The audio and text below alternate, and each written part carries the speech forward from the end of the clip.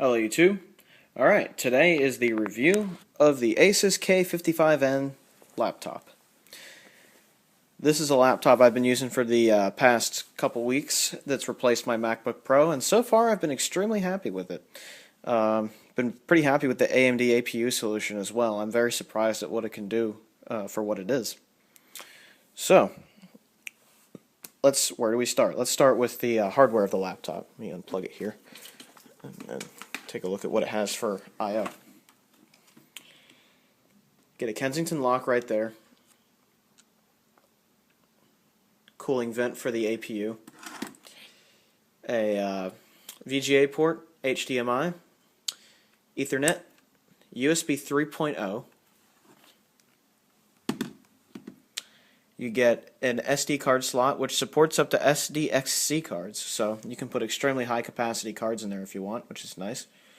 And that card will be pretty useful for transferring stuff between my Surface and this laptop, as I mentioned in the unboxing video. And of course, on the other side, we have your your traditional audio interface, microphone and headphones. USB 2.0, which they put on these laptops and on motherboards for compatibility reasons. Like, let's say you wanted to reinstall the operating system. It might not necessarily support the Windows, or it might not necessarily support the USB 3.0 or have the drivers for it. What I mean by compatibility is, like, let's say you wanted to downgrade this laptop to Windows 7 and you happen to be using a USB stick to do it. The built-in drivers built into the Windows installer might not have support, and probably don't have support for the USB 3.0 ports. So you want to have at least one USB 2.0 port just for compatibility's sake. That's just an instance of why that would be important to note. Alright, we have an optical drive here. Burns dual-layer discs and everything, and I love having an optical drive on a laptop still. That's really useful for various things. And of course we have the DC port right there, the DC in port. On the back you have the place where the battery would go. And right here is an artifact of what looks like a SIM card slot. So there were probably models of this available, or they just used molding from other models that included a cellular modem option. So in this particular laptop you'd probably have to use a USB adapter or something like that to get mobile internet. Here's the laptop itself and everything. You get a pretty big trackpad, which has the buttons integrated into the trackpad, and I will come back to this trackpad later. You get a full-size keyboard, which I'm very happy to see, which feels pretty nice to type on. It has a pretty tactile feedback, although if you look at the glossy part, you can see it flex a little bit, but while you're typing, it doesn't flex enough to the point where it's uncomfortable to type on. You just kind of notice it if you look at it. And it has a number pad, which is really nice to see. It's really good for doing Excel spreadsheets and entering credit card numbers and stuff like that, which is really handy to have. So I'm definitely happy to have that on this laptop.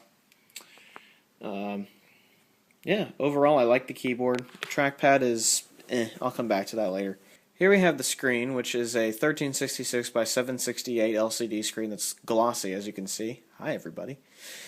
And it's a pretty good looking screen. I mean, it's nothing amazing, but it's not so terrible you can't see what you're doing.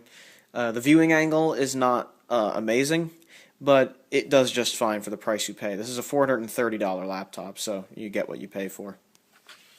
Also has a webcam right there, which is a 0.3 megapixel webcam, which is frankly a pretty crappy webcam resolution, but for Skype calls and things like that, it works just fine. I mean, I wouldn't use it for YouTube videos unless that's all you have, but if you're going to use that for video conferencing, that's perfect. Now, after using this for a couple weeks, what do I think of it? I think the specs you get are very good for the money. I paid $430 for this, and I just checked Newegg a minute ago, and it's still at $430 there. So the price for this, for what you get, is amazing. Laptops that have this type of power behind them usually are in the $500 to $600 price range. So what ASUS is offering with this laptop for the price is frankly phenomenal. The laptop itself is a 15.6-inch laptop. The plastic feels really good in the hand. It feels nice and rugged. It doesn't feel cheap or brittle like some other laptops do. I've held some HP and Lenovo laptops that just felt terrible. That being in the consumer line, the business class ones obviously are better, but in the consumer line relative to other laptops, this feels really nice and rugged. So I like it. As you can see there, the hinge isn't too tight. I could open it with one hand. So, a few other things. Battery life. I can't speak for battery life too much because I usually run it with the battery out, so I haven't used it all that extensively. But ASUS rates this at about 5.5 hours. So I would give you, as a rough estimate, a 4 to 5 hour battery life. I think it's pretty safe to say that. If you're doing something like just browsing the web, checking Facebook, doing schoolwork and things like that, then 4 to 5 hours is pretty safe. When you're pushing the graphics power of this laptop, it might eat the battery life a little bit more than that. I have not tested that, but assume you're probably going to get a little bit less than what it's a fair bit less than what it's rated if you're going to be playing a lot of games on this with the battery. So, specs of this machine are on the side of the box here, and we'll take a look at it. Alright, you get a 6-cell battery. This is the ASUS K55N. Comes with a 6-cell battery. You get an AMD A8 4500M APU, which runs at 1.9 gigahertz stock, I think, but it clocks itself up to around 2.5 based on what you're doing. So that 1.9 is just a base clock, so it goes higher than that depending on what you're doing with the CPU. If you're using something that's CPU intensive, it will probably clock itself up higher. Like, let's say you're doing video editing, it will clock itself up a little bit more. It uses what I think is still called AMD Cool and Quiet technology, so it clocks itself based on what you're doing. Has a 750 gigabyte, 5400 RPM Hitachi hard drive. This hard drive is a point of contention too. It's a rather slow hard drive, not because of the 5400 RPM designation, but because of the amount of cache on it. It takes DDR3 1600 memory. It has a 2 gig stick and a 4 gig stick installed. So to upgrade to 8 gigs of RAM, all you'd have to do is get another 4 gig stick, and that way you'd also have dual channel with your RAM configuration as well. I'm not so sure that this is running in dual channel with the RAM that it has right now. It comes with Windows 8 64-bit. It's not professional, it's just regular Windows 8. 15.6 inch display. Has USB 3.0. It comes with wireless N and Bluetooth 4.0, so it has most of the modern amenities that you'd expect out of a laptop. And for the price, very, very good, I think. So let's go over the hardware of this laptop. I'll boot it up and show you what it's all about. So let me plug this in here. We'll start it up.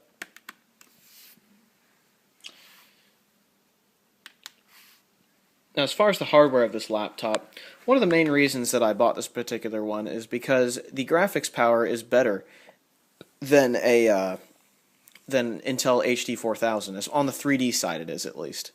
When I ran benchmarks on this, the 2D side of the graphics was creamed by pretty much everything else. So I'm not sure that video editing and all that stuff will be amazing on here. But I'm not sure 2D graphics will be amazing on here, but Passmark's test showed that in many ways everything else is pretty much head and shoulders above it.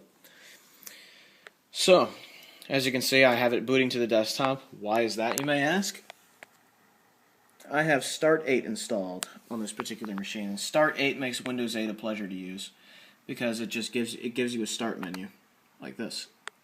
It looks just like Windows 7's start menu. That's what Start 8 does for you. It also lets you boot to the desktop, amongst other things, like disable the Charms menu over here and disable a bunch of other stuff. So Start 8 or a start menu program like it is highly recommended if you're using a laptop without a touchscreen like this one.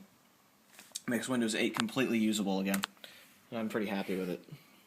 So, it has Windows on it. You all know what Windows does. You use it as your main operating system. You can type your documents on it, you can play your games on it, you can browse the internet on it, you can chat with your friends with it. It's Windows. Windows is Windows.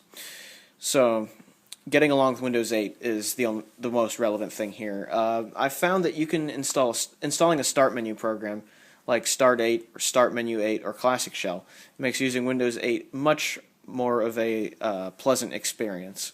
Windows 8 itself runs extremely well. It runs nice and fast, and it's not that buggy on this. It's not really buggy on this computer. And other than that, the only hurdle with Windows 8 for most people is this little thing here, the start screen. So, yeah, there you have it. I have a bunch of apps in there. Now, this laptop did come with some junk software, but not nearly as much as laptops used to come with back in the XP days. And they'd give you everything back then, everything, including a lot of stuff you didn't need. This laptop came with an Office 2013 trial, McAfee antivirus, which I uninstalled immediately because McAfee is awful. It also came with some Windows 8 apps like Fresh Paint and a few other things, some ASUS utilities. ASUS, however you want to pronounce it, they didn't junk this laptop up a lot. The only things that I uninstalled were McAfee and the Office trial. That was really it. Then I installed Avast and Office 2010 that I already had. So, you don't have much junk cleanup on this laptop. ASUS does a really good job with that. So I'm pretty happy with it.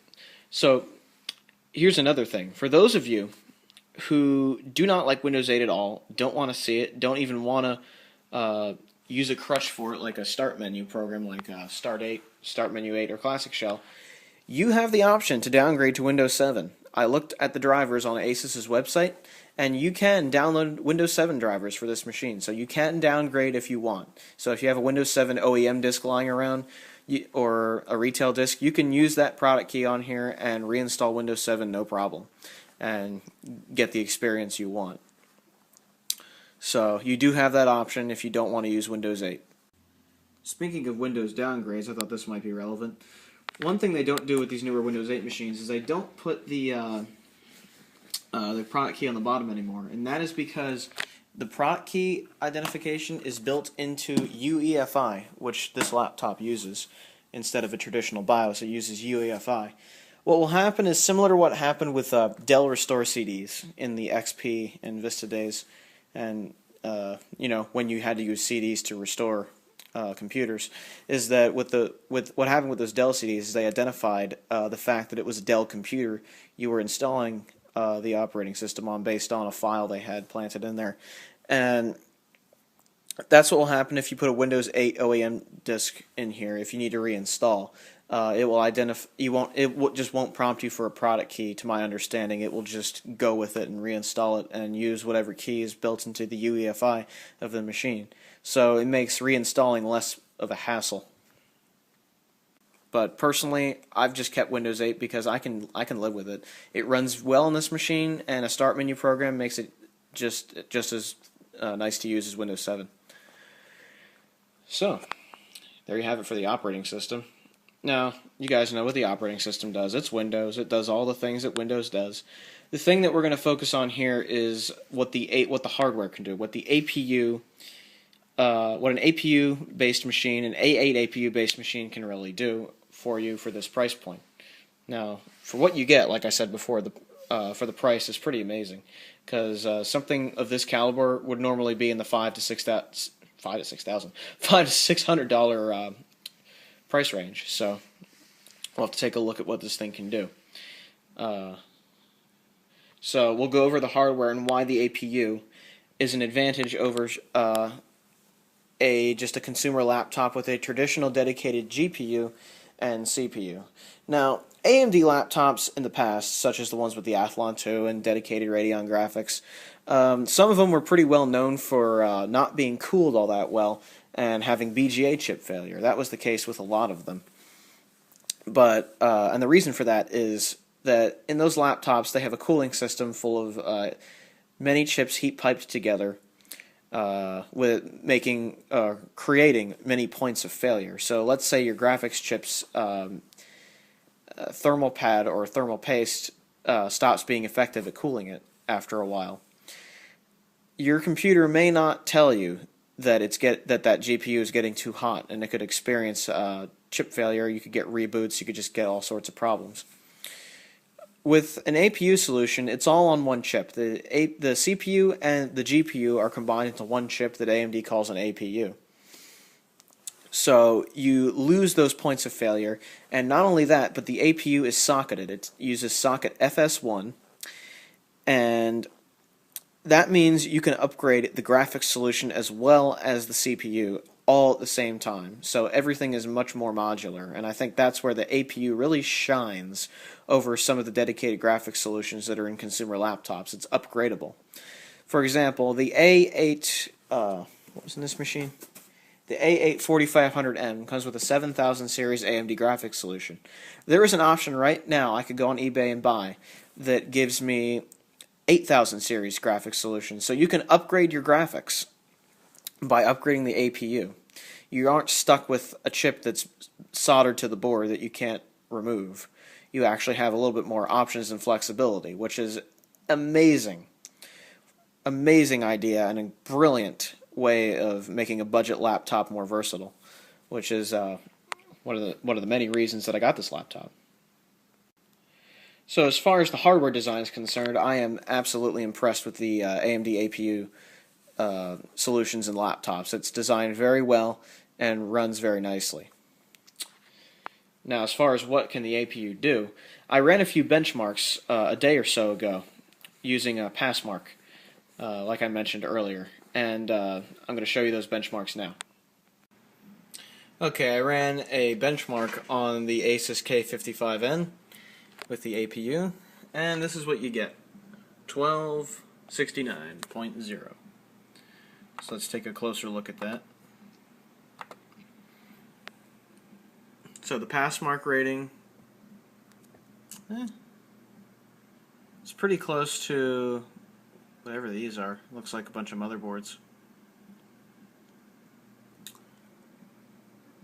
It's a fair bit behind a few of the other machines, it looks like. CPU mark is a 3054, which is better than a Core 2 Duo, so that's good. Now, these APUs are not designed to have the best CPU power in the world. Obviously, they don't. They're not meant for that. 2D graphics mark, so it falls behind others. It's funny how a GT 630 is just way better. That's for 2D graphics, though. So for 3D graphics, you get a 750, which is a hell of a lot better than an NVIDIA GT 630, and it's better than HD Graphics 4000. And this really shows where the APU shines. It's a little bit better than a GT 630, which is a pretty popular budget graphics card made by NVIDIA, and it's better than Intel HD Graphics 4000. You get better performance out of that. And that's the main reason I got this laptop, because the performance you get out of the graphics is better than Intel's integrated graphics by a long shot. It's not much, but the performance, the practical performance, really speaks for itself once you actually see what it can do. And the memory mark, I'm not so sure about that. It seems to be a lot slower than others. I don't know if my memory is not running in dual channel or what, because this has 6 gigs of RAM in it, so it has one 4 gig stick and one 2 gig stick, so they might not be running in dual channel, so that might be what's dragging that particular benchmark down. Let's go down to the hard drive. The hard drive is a big point of contention in this particular computer. The hard drive is very slow, and the benchmark shows that. The good thing is that this CPU is still better than a Core 2 Duo, so if you have a laptop that's that old, it will still be an upgrade from that, and it's a quad-core machine, so you will get better multitasking. There's what the APU is. It's part of the Trinity family. Socket FS1, 32 nanometer lithography. And there you have it. So that's the benchmarking of this machine according to Passmark, and the benchmarking does not look all that encouraging because it's comparing this APU to systems that are a hell of a lot better than this. So you kind of have to take that with a grain of salt.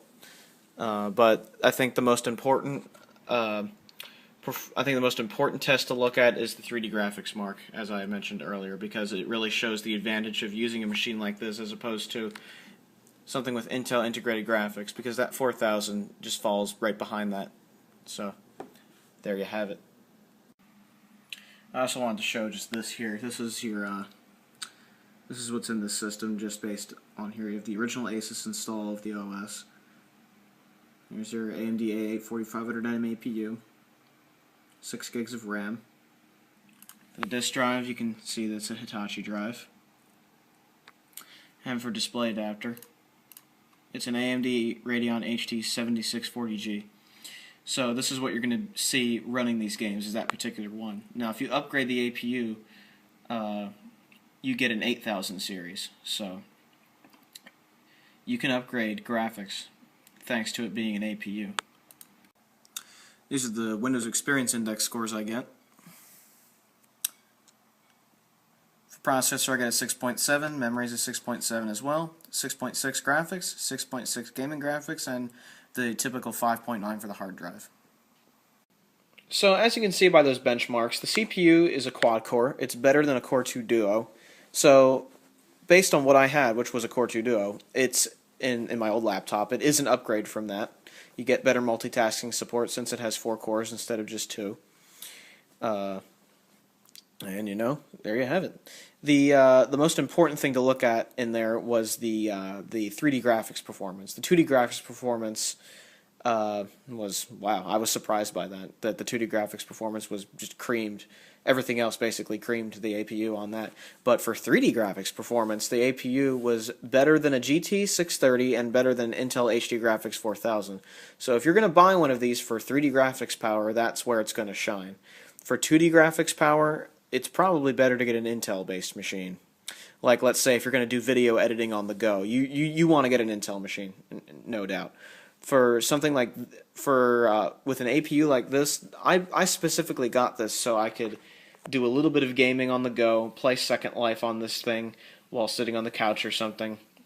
Basically have a little bit more of an edge 3D graphics wise than I would with an Intel-based machine, and that this accomplishes that very well, which we will demonstrate with real-world performance, since the benchmarks don't really show that. They just show it in comparison to systems that are, you know, heads and shoulders above this thing.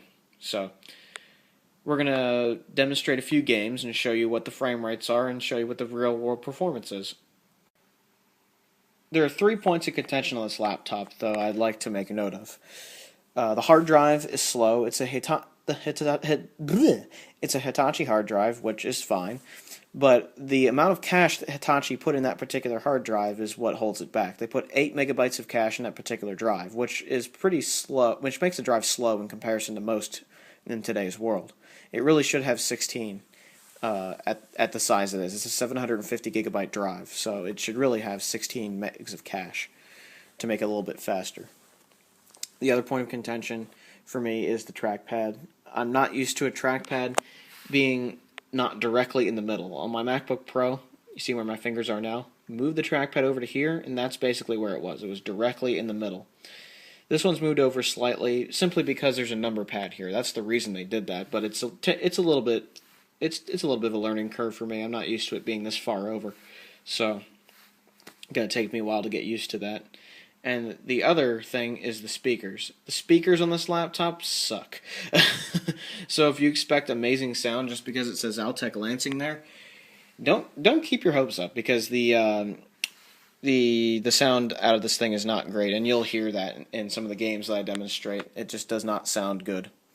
But the good news about the speakers is they generally do get loud enough so you can hear what you're doing. They're not too quiet, unless you're probably in a loud room or something, but you know, invest in a pair of headphones if I were you, and use them with this laptop. So there you have it.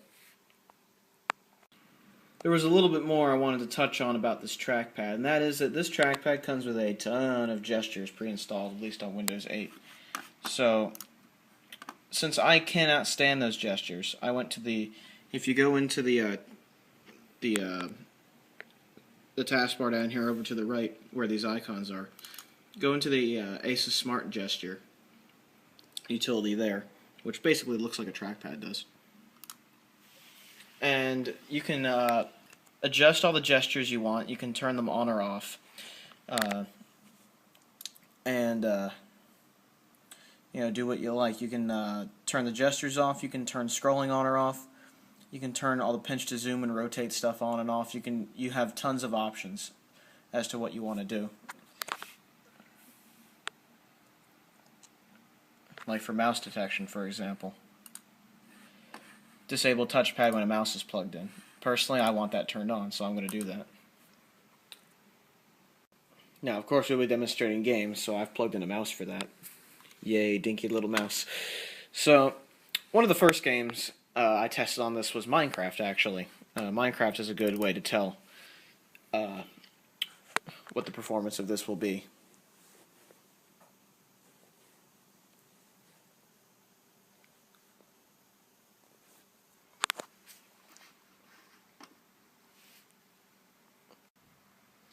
Okay, so we have the launcher in. We're going to go in a server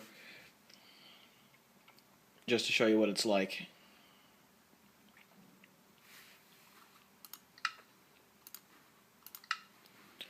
Alright, let's log into the server and we'll show you the frame rate and everything.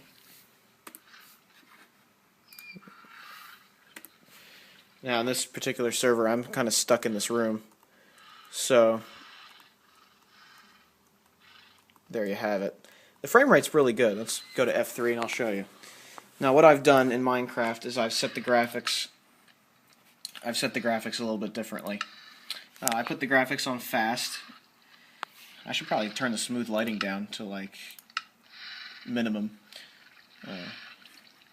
I put the performance on max frames per second. I put the render distance on normal. So I should turn down the particles too, actually. I'll do decreased. So let's turn VSync off just to see what kind of frame rates we can get. So we get something like 33 frames per second. Now let me move around a little bit and do things, and it stays pretty consistent the entire time, so it doesn't really bog the system down all that much. But as you can see, the motion is very smooth, completely smooth. So it does very, very well for itself. So as you can see, Minecraft runs very well. It's more than playable. It's smooth. It's really nice. Alright, another game I'd like to demonstrate is World of Tanks. World of Tanks and War Thunder are some of the newer games that I'm interested in. I'm not a very big gamer like I used to be. I used to game all the time. I played Halo 2 for 2 straight years. But so I was big into it back then. But nowadays, not as much anymore. So I like games that I can just pick up and play, which is what a laptop like this I think would be really good for. Games that you can just pick up and play. Like, let's say you're on vacation with your family, and after a day at the beach, you just want to sit in your hotel room and play some World of Tanks or some Minecraft or War Thunder or something. This laptop will be able to do that for you. Now, with a lot of these games, you're going to have to turn the graphics down. I turned the graphics in World of Tanks down to low. I did the same thing in War Thunder, and it improved performance pretty drastically. It makes the frame rates go way up. So this is not a gaming laptop per se, but the laptop will run the games. So be prepared to turn down your graphics power to run stuff. This laptop really is sort of designed for the minimalist at heart when it comes to games and 3D graphics power and stuff like that. It has enough juice to run them, but it might not run them looking the prettiest. You can hear what I'm talking about with the speakers now. Listen to that. You don't get much sound out of it. You'll hear more as the game progresses. Okay, so here we go. We're going to go into a random battle with a tank that I don't care about, and I'll show you what the frame rates are like. And you'll be able to hear what the speakers that I've talked about sound like. Himmelsdorf. Oh, I'm right at the bottom of the list too. Nice. So as you can hear, the speakers are pretty tinny. They don't sound all that great. So if you want good sound out of this laptop, I would just get a pair of headphones. There's your frame rate. Just sitting there doing nothing, it's about 66 frames a second. if I move my head around, the frame rate goes down a little bit, as you can see. So, the frame rate's not that bad. I mean, and this is with the graphics on low, so as you can see, Let's get this show on the road. things still look alright, but they don't look all that great. So,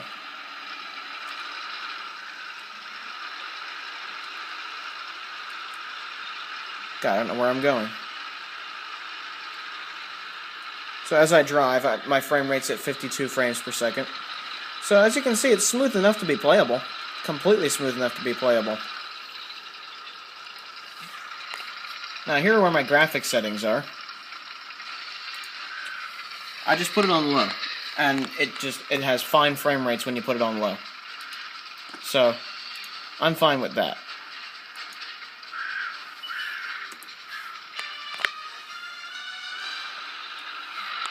Obviously, I can't play this with one hand, so I'm going to quit. But as you can see, the frame rates for games like World of Tanks, as long as you turn the graphics down, are fine. You know, they're perfectly playable. And that's my type of attitude towards gaming on a laptop like this. It's minimalist. It's really with the minimalist at heart with this kind of hardware. So, you know, it just needs to be good enough for me to play the game. I don't care how pretty it looks when I'm on my laptop. When I'm on my desktop, I kind of do. But when I'm on this laptop, whatever. I just want to be able to play it. And of course, here's another sort of pick-up and play game I like a lot. It's War Thunder. I put the graphics on low. And that gives me pretty good frame rates. I'll show you these frame rates as I get into the game. Some more of those just horrible speakers. As you can see, this game even has 3D animation at the main menu, so you can see the frame rate is pretty good. It's at 52.4. And in my mind, as long as the frame rate is close enough to 60, it'll look smooth enough to be playable. Because once you have VSync enabled, it will stay at 60 all the time, which is really all you really need for your eyes to perceive it as smooth. Alright, so I'll get in the game and show you what it's like in-game.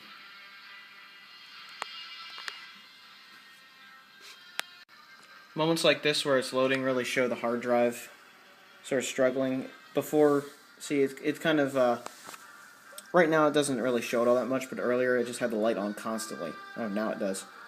Yeah, the hard drive kind of struggles to load this stuff sometimes, so that's why it's sometimes a point of contention. It just takes a while to load load some of the maps and games and things like that. So a faster hard drive is probably recommended. Let's see the frame rate while playing this game.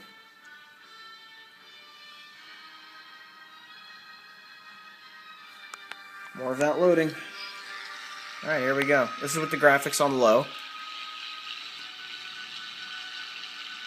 Woo! So as you can see, the frame rates are pretty close to 60 when I'm flying around. They're very close to 60. So performance with War Thunder on this laptop is going to be pretty darn smooth. So go back to hangar. No! I ejected myself from the plane. But as you can see, with games like this, it runs them just fine. Even when you get into battles with other planes, it doesn't really bog down the graphics all that much. So, you know, there you have it.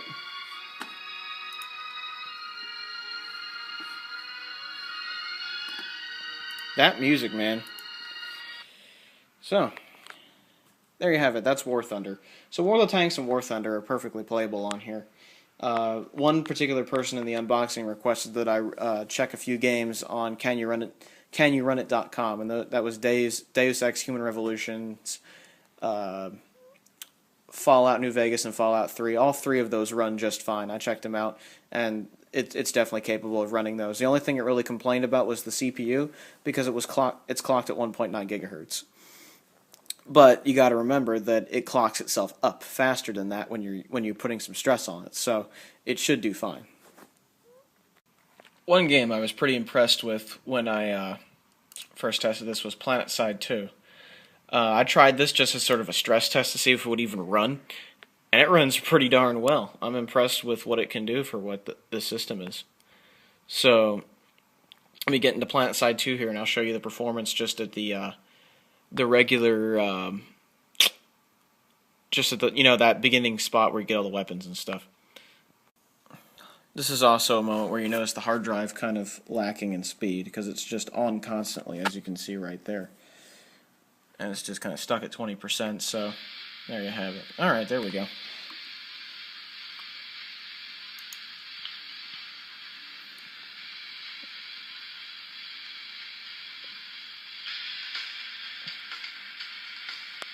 VR training, that's the place. Forgot what it was called.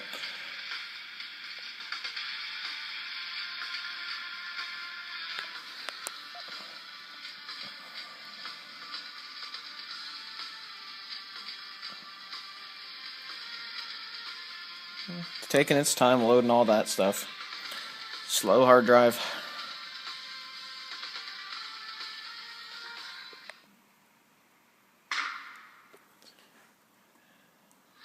There you go. Look how smooth this is. I'm very surprised at how smooth this is. I mean, you can see it chops up a little bit, but not a whole lot. I don't know what the frame rate is, but it could do with turning the graphics down, probably. But I was impressed that it could even run this at all, the way it was. So everything's on medium, actually. I should change overall quality to low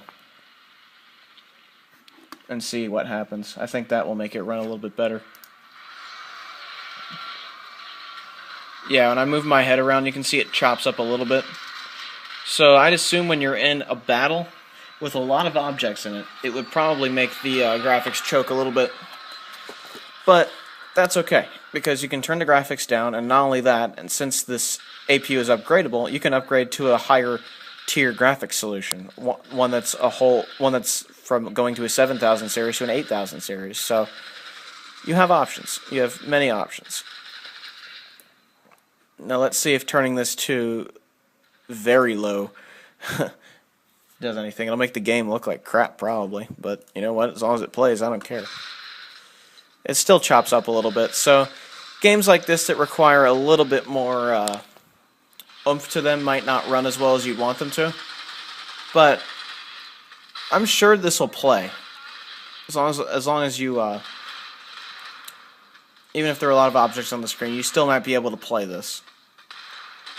I haven't tried it yet, but heavier games like this make it choke just a little bit. So there you have it. I just wanted to demonstrate Planet Side 2 because this game is supposed to be pretty intensive on a computer and pretty heavy on it, and the fact that it plays as well as it does, I thought was impressive for what this system really is. That is a demonstration, a basic demonstration, really, of basic gaming performance on this particular laptop. It's nothing amazing, but for what it is, it is. For $430, that's pretty darn amazing. It's better than Intel HD 4000, so for 3D graphics performance, that is. So, yeah, there you have it. For 2D graphics performance, I'm sure it could play a 1080p video just fine. In fact, let's do that. Let's play a 1080p video from YouTube.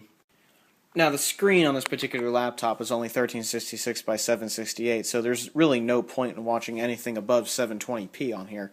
So that's the benchmark. But I'm going to play it in 1080p anyway, just to see what it will happen. And if it'll play 1080p, no problem. It will play 720p, no problem as well. So there you have it. Let's full screen this and play it.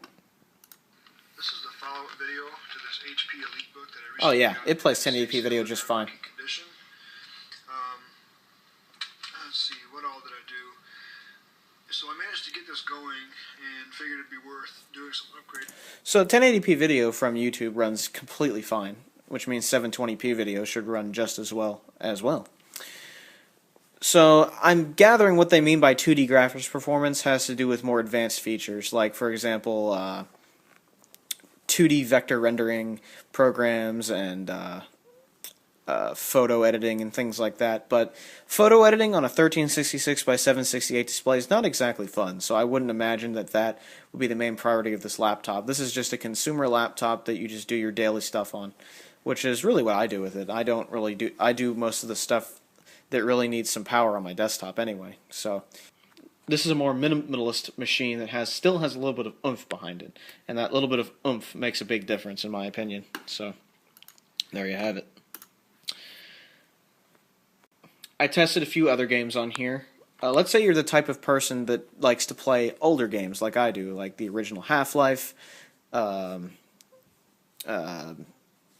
2, Counter-Strike 1.6, Counter-Strike Source, the original Far Cry. What else is there? Unreal Tournament, Quake 3, you know, those types of games. This should run those no problem. Should be absolutely fine. So if you're the type of person that wants to have like a LAN full of the old classic games, you know, like a big old LAN party with Diablo 2 or something, this laptop would run that no problem. You could bring this to a LAN party and play those old games without any issue. So there you have it. I also tested the program I mainly wanted this laptop to run, that is Second Life, and it runs that just fine. It runs it a lot smoother than my MacBook Pro did with the 9600M GT, so I'm very happy about that. It was a big upgrade from that, because I remember on that 9600M GT, even Assassin's Creed 2 would just bring the GPU to its knees, and GTA 4 actually brought it to its knees as well. So there you have it. And I know GTA 4 would probably run on this thing pretty well. Even if you had to turn the graphics down, it would probably run just fine. So, yeah. So, overall, what do I think of this computer? In the 2 weeks I've used it, I've absolutely loved it. It's been a pleasure to use. The only points of contention I've really had have been the screen resolution, the location of the touchpad, which again is not without its reasons, but it's just me getting used to it. And the speakers. The speakers are just not wonderful. And, of course, the slow hard drive. But all things considered, overall, for the price you pay, it's a wonderful laptop. It does everything I want it to do without any problem. Even if the hard drive makes it a little bit slower sometimes, it still does everything just fine that I want it to do.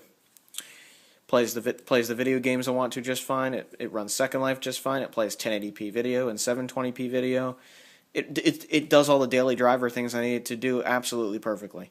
So, you know, what more can you ask for? The thing about the screen, though, I wish the resolution was just a tiny bit bigger. I wish it was 1440 by 900 or a resolution similar to that, just for the sake of it having a tiny bit more resolution than this on a 15-inch laptop.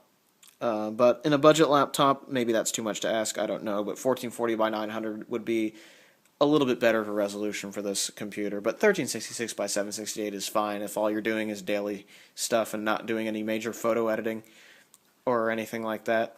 So, you know. Now, video editing on this laptop I'm sure is possible, but I think if you're going to do video editing, you're much better off with an Intel machine, since the 2D graphics capabilities are much better on those machines rather than this one. This one's really meant for a little bit of oomph in the 3D category. So that's what you want to buy this laptop with the intent to do, is for 3D graphics performance. But for basic 2D performance, like playing 1080p video, it's just fine. It will do that no problem. If I had to rate this laptop, I'd give it a 4.5 out of 5. I've been extremely happy with it so far. For the price I paid, of course, you make sacrifices and you look at the specs and you realize that. But for as cheap as this laptop is, you really do get a lot for your money. And the price to performance, there's no competition. This one is like the king of that at this present time that this video is being filmed, as far as I'm concerned. So there you have it. Overall, this laptop I would recommend to just about anybody. It's fantastic.